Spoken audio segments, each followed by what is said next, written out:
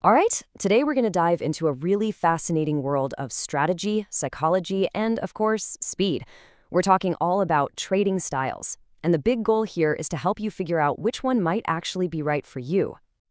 So let's just start with the biggest question right off the bat. What kind of trader are you? It's not about finding what's technically the best style on paper. It's about what's best for your personality, your schedule, and frankly, your stomach for risk. Okay, let's get into it. To figure this out, we're going to meet the main players in the market. But I don't want you to think of these as just some dry, boring strategies. No, think of them as three totally distinct trading personalities. Let's see if you recognize yourself in one of them. First up, we've got scalping. Now, the core idea here is really simple. You're trying to profit from tiny little price changes. We are not talking about hitting home runs here. We're talking about a flurry of quick, small wins over and over and over again. And this brings us to our very first persona. I want you to meet the scalper. Think of this person as a high-speed sprinter. This is not about endurance at all. It's all about explosive, super short bursts of energy and action. So what does it take to be a sprinter in the markets?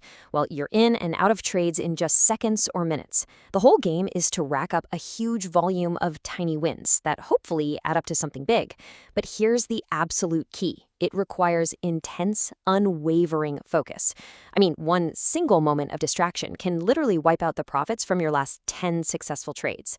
It's a high-octane thrill for sure, but it is incredibly intense.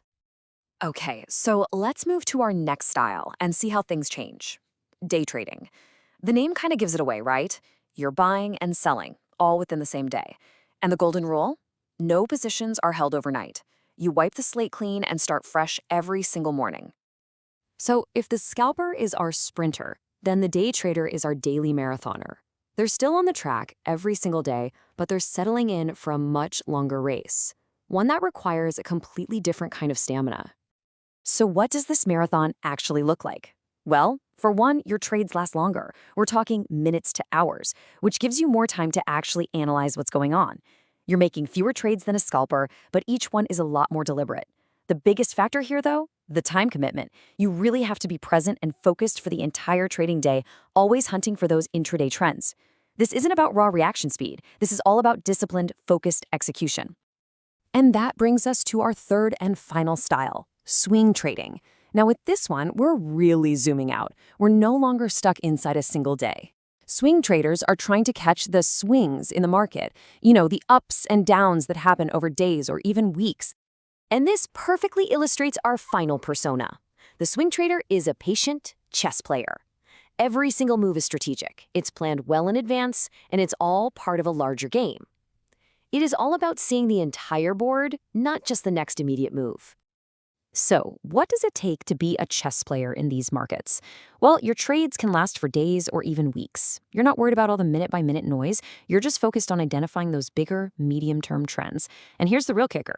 This is way less time-intensive on a daily basis. You might take your positions once or twice a day, not every single second. But this requires a totally different skill, immense patience, and the emotional control to not freak out when the market has a bad day. Okay, so we've met our players, the sprinter, the marathoner, and the chess player. Now let's put them head-to-head in the ultimate comparison, speed versus strategy versus stamina.